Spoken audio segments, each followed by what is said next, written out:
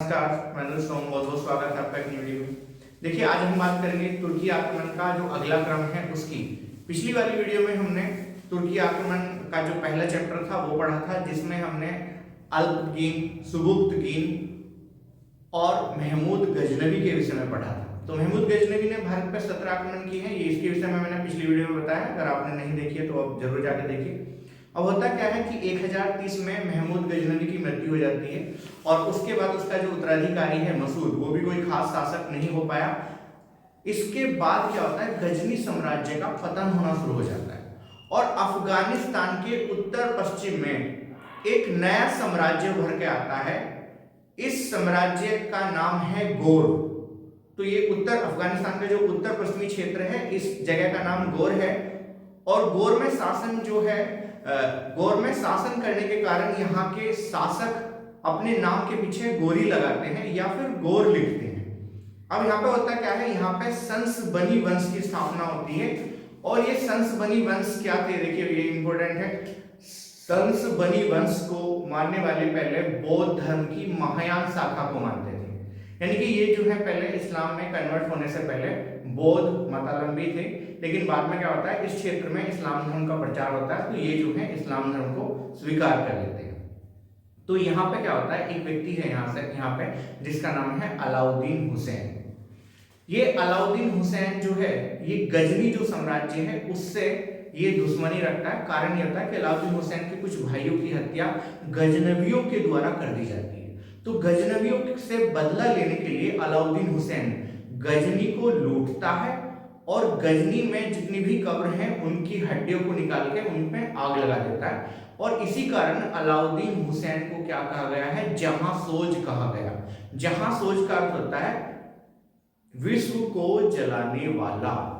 ठीक है। अब ये होता है कि अलाउद्दीन हुसैन का जो चचेरा भाई है, इस चचेरे भाई का नाम है गयासुद्दीन गोर।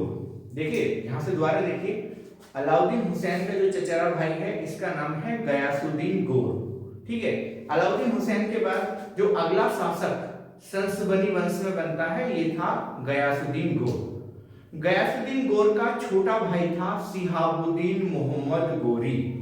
ये शिहाबुद्दीन मोहम्मद गोरी इतिहास में मोहम्मद गोरी के नाम से ज्यादा प्रसिद्ध हुआ, लेकिन पूरा नाम है इसका शिहाबुद्दीन मोहम्मद गोरी। अब यहाँ से क्वेश्चन आया कि शिहाबुद्दीन का क्या अर्थ है, तो शिहाबुद्दीन का अर्थ है धर्म का ज्वलंत।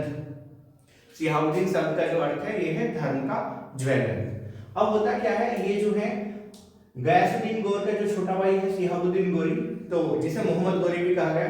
मोहम्मद गोरी क्या करता है, 1173 में मोहम्मद गोरी गजनी को जीतता है और गजनी को जीतने के बाद जो है ये गजनी का शासक भी बन जाता है। लेकिन इसने क्या किया, इसने यानी कि मोहम्मद गोरी ने स्वतंत्र रूप से शासन नहीं किया। ये आप याद रखेंगे, मोहम्मद गोरी अपने बड़े भाई के प्रति शासक के रूप में शासन करता है।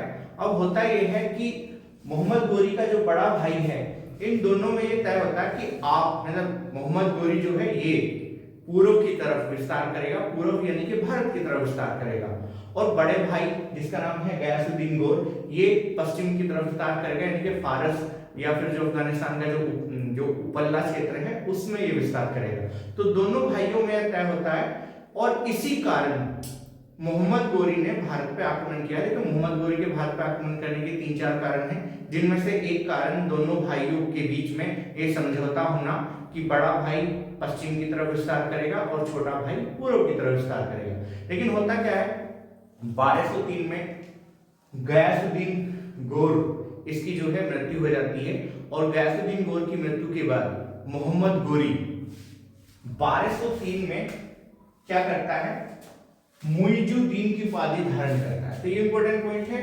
मोहम्मद गोरी ने मुइजुद्दीन की जो उपाधि धारण की अपने बड़े भाई की मृत्यु के बाद धारण की थी। ठीक है। अब यही शिहाबुद्दीन गोरी, जिसे मैं भी बता रहा हूं मोहम्मद गोरी, ये भारत पर आक्रमण करता है। भारत पर आक्रमण करने के कारण क्या है, आइए जानते हैं। देखिए भारत पर आक्रमण करने का जो सबसे प्रमुख कारण है ये है साम्राज्य का विस्तार। अगर मैं इससे पहले की बात करूं महमूद गजनवी की, तो महमूद गजनवी एकमात्र लुटेरा था, उसने भारत में साम्राज्य स्थापित नहीं किया। उसका उद्देश्य भारत में धन को लूटना था, क्योंकि भारत में जो बड़े बड़े मंदिर हैं ये धन के बहुत बड़े अड्डे थे। तो गजनवी ने जो आक्रमण किया, मतलब या गजनवी के जो आक्रमण का उद्देश्य है वो है भारत को लूटना।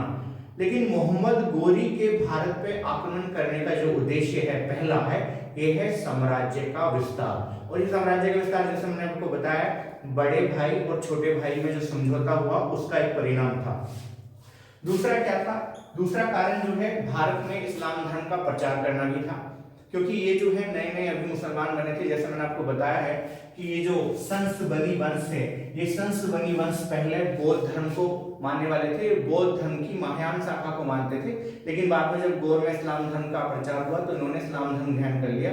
तो उसी क्रम में भारत में इन्हें क्या करना था? इस्लाम धर्म का प्रचार करना था।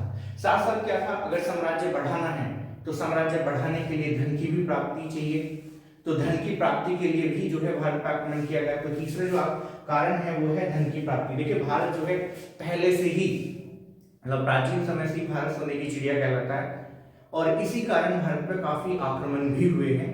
तो मोहम्मद गोरी का जो एक आक्रमण करने का कारण क्या था? ये धन की प्राप्ति थी। और जैसा मैंने भी आपको बताया है कि बड़े भाई से समझौता हुआ और उस चीज के तहत ये है, ये तय हुआ था कि पूर्व की विस्तार करेगा।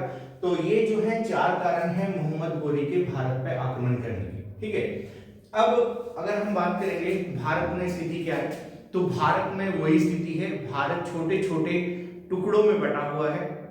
इस समय जब मोहम्मद गोरी भारत पर आक्रमण करता है तो इस समय भारत में जो प्रमुख शासक है वो है पृथ्वीराज, जिसे राय पिथोरा भी कहा गया है। तो आप ध्यान रखेंगे ये पृथ्वीराज तृतीय है, पृथ्वीराज तृतीय, और पृथ्वीराज तृतीय को राय पिथोरा भी कहा गया है। ये चौहान वंशी शासक था।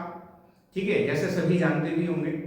तो भारत जो है क्या है, अब यहाँ पे जो और राज्य थे ये आपस में साम्राज्य विस्तार करने के कारण आपस में लड़ रहे थे, जिसका फायदा विदेशी शक्तियों ने उठाया। और इसी क्रम में जो है एक विद्वान के द्वारा एक लाइन भी लिखी गई थी। लाइन कुछ इस प्रकार थी कि जब रथ क्रांति थम जाए, कंचन पर काई जम जाए, तो समझो पीढ़ी हार गई, पूर्वा को पछुआ मार गई। ठीक है, तो पूर्वा यानी कि भारत और पछुआ यानी कि जो अफगानिस्तान है ये। तो ये कहना चाह रहा है कवि कि पश्चिम से जो भारत पे आक्रमण हुए हैं उन आक्रमणकारियों ने जब भारत में आपस में वैमनस्य चला, आपस में जो है भारत में वैमनस्य चला, तो पछुआ ने पूर्वा को क्या कर दिया? नष्ट कर दिया। तो ये जो कंचन पे काई जमने का जो कारण है, ये कंचन पे काई जमने का जो कारण कवि बताता है वो कहता है कि इनमें आपस में क्या हो रहा है? आपस में मतभेद है। तो आपसी फूट की वजह से जो है भारत में इस्लामी आक्रमण जो हुआ है ये सफल रहा। अब भारत की कंडीशन मैंने आपको बता दी है कि भारत छोटे छोटे टुकड़ों में बटा हुआ है और ये जो है राजा आपस में लड़ाई लड़ रहे हैं। अब होता क्या है, देखिए भारत पे सबसे पहले मोहम्मद गोरी का आक्रमण होता है मुल्तान पे। तो मुल्तान में जो आक्रमण हुआ, ये आक्रमण 1175 में हुआ था। और इस समय मुल्तान पे करमाथी, ये शिया धर्म को मानने वाले लोग हैं, एक करमाथी मुस्लिमों का शासन था। तो मुल्तान को 1175 में मोहम्मद गोरी जीत लेता है और यहां से उसके अंदर जो है भारत को जीतने की अभिलाषा और पक्की होती है। तो ये क्या करता है, ये बंदा जो है गुजरात पर आक्रमण करता है 1178 में। अब ये अगर मैं यहाँ पे छोटा सा भारत बनाऊं तो देखिए ये हमारा गुजरात है और ये जो क्षेत्र है ये ऊपरले वाला मैप पे अगर हम देखेंगे तो ये ऊपरले वाला जो क्षेत्र है सिंध, और सिंध से जो ऊपरला क्षेत्र है मुल्तान है। तो यहाँ तक जब गोरी ने जीत लिया था भारत का एक हिस्सा, तो वो भारत के आंतरिक भाग पे आक्रमण करने के लिए उत्सुक होता है। लेकिन 1178 में एक युद्ध होता है और इस युद्ध को माउंट आबू का युद्ध भी कहा गया है। अब माउंट आबू आपने जनरली सुना होगा, माउंट आबू को राजस्थान का शिमला भी कहा जाता है। ठीक है, और ये जो है जैनियों का पवित्र स्थान है वर्तमान में। ठीक है, और अरावली पर्वत का जो सर्वोच्च शिखर है गुरु शिखर, वो भी यहीं पे है। ठीक है, तो यहाँ पे क्या होता है, यहाँ पे एक युद्ध होता है और युद्ध में मोहम्मद गोरी मूलराज के हाथों पराजित होता है। मूलराज चालुक्य वंशीय शासक है। तो गुजरात में अगर हम बात करेंगे इस समय चालुक्यों का शासन है, तो चालुक्य वंशीय शासक है मूलराज। लेकिन मूलराज किसके संरक्षण में शासन कर रहा है? मूलराज की माता जो है, मूलराज के पिता जो है खत्म हो जाता है, तो मूलराज की माता नायिका देवी के संरक्षण में मूलराज जो है शासन कर रहा है। और इस युद्ध में मूलराज की तरफ से उसका छोटा भाई भीम, जिसे भीमनित्य भी कहा गया, वो भाग लेता है। तो यहाँ जो है क्वेश्चन में बड़ा कंफ्यूज है कि भाई जो मतलब ये युद्ध हुआ है किसके बीच हुआ। देखिए युद्ध अगर मैं बात करूं तो युद्ध जो है वो मोहम्मद गोरी और मूलराज सेकंड के मध्य हुआ है, लेकिन मूलराज युद्ध में नहीं जाता, मूलराज की जगह युद्ध में जाता है भीम। तो कहीं कहीं ऑप्शन में भीम भी आ जाता है। जैसे क्वेश्चन पूछा जाएगा आंसर वैसे ही होगा। अब ये क्वेश्चन किस प्रकार होगा, देखिए मैं कोशिश करूंगा कि जैसे ही ये हमारा सेशन समाप्त होगा, मतलब ये मध्यकालीन भारत हमारा समाप्त होगा, तो मैं इस पे क्या करूंगा, जो भी क्वेश्चन है, ये जो प्रैक्टिस सेट है, हम वो भी करने का प्रयास करेंगे। इसका एफर्ट मैं पूरा करूंगा और क्वेश्चन किस तरीके से एग्जाम में आए हैं उस पर भी हम डिस्कस करेंगे, ठीक है। तो क्या होता है कि अगर क्वेश्चन एग्जाम आता है कि भारत में मोहम्मद गोरी की पहली हार कहां पर हुई, तो 1178 में मूलराज की हार हुई थी। इसके अगर हम बात करेंगे, इसके बाद क्या होता है, गोरी भारत में जो है आगे बढ़ता है, क्योंकि उसने उसने एक क्षेत्र जीत लिया, लेकिन दूसरा क्षेत्र उसने जब आक्रमण किया उसमें उसकी पराजय हुई, लेकिन मोहम्मद गोरी ने हार नहीं मानी। अगली बार उसने फिर क्या किया, लाहौर को जीता और लाहौर में यहाँ पे खुसरो को पराजित किया था। ये खुसरो कौन है, ये यामिनी वंश का शासक है, यानी कि जो महमूद गजनवी है उसके उत्तराधिकारियों में से एक है। तो 1179 में मोहम्मद गोरी ने खुसरो को पराजित किया और लाहौर को जो है अपने साम्राज्य में मिलाया, ठीक है। और ये खुसरो है कौन, ये खुसरो यामिनी यानी कि गजनी वंश जो है उसका कोई बंदा है। अब इसके बाद क्या होता है, जैसे ही पंजाब की साइड में गोरी प्रकट होता है, तो भारत में इस समय मैंने आपको बताया है कि दिल्ली जो है इस समय चौहानों के अधीन है, और चौहान में यहाँ पे जो शासक है उसका नाम राय पिथोरा या फिर पृथ्वीराज, जिसे पृथ्वीराज चौहान इतिहास में नाम से जाना जाता है, वो था। अब हुआ क्या कि गोरी ने 1188 में भटिंडा और तवर हिंद को भी जीत लिया, और यही दो जीत, भटिंडा और तवर हिंद जो जीत है, यही तराइन फर्स्ट युद्ध का कारण भी बनी। अब हुआ क्या, जैसे ही पृथ्वीराज चौहान को पता चला कि पंजाब का जो क्षेत्र है वहां पे गोरी ने आक्रमण किया और उससे जीत लिया है, तो पृथ्वीराज चौहान ने युद्ध की तैयारी की, और ये जो है आगे चल के 1191 में एक युद्ध होता है, जनरली पढ़ा होगा सभी ने, तराइन का युद्ध। इस तराइन के युद्ध में मोहम्मद गोरी को पृथ्वीराज चौहान बुरी तरह परास्त करता है। लेकिन इस युद्ध से पहले होता क्या है, देखिए इस युद्ध से पहले गोरी किवाम उल मुल्क एक इसका दूत है, और इस दूत को ये पृथ्वीराज चौहान के पास भेजता है, ताकि मतलब ये दूत कहता है पृथ्वीराज से कि आप क्या करें, आप गोरी की अधीनता स्वीकार करें। लेकिन पृथ्वीराज ने कहा कि मैं जो है ये अधीनता स्वीकार नहीं करता, मैं गोरी का सामना युद्ध क्षेत्र में करूंगा। तो युद्ध हुआ पहला 1191 में युद्ध हुआ तराइन का। तराइन वर्तमान में हरियाणा में है। इस युद्ध में पृथ्वीराज चौहान की जीत हुई थी, और इस युद्ध का जो नेतृत्व है पृथ्वीराज चौहान की तरफ से खांडे राव ने किया था। तो ये आप याद रखेंगे, पृथ्वीराज चौहान है, इनकी तरफ से युद्ध का जो नेतृत्व करने वाले हैं ये हैं खांडे राव। और कहा जाता है कि मोहम्मद गोरी जब युद्ध में परास्त हुआ, तो परास्त होने के बाद जो है वो यहाँ खांडे राव के द्वारा उसकी हत्या कर दी, मतलब हत्या कर दी जाती थी।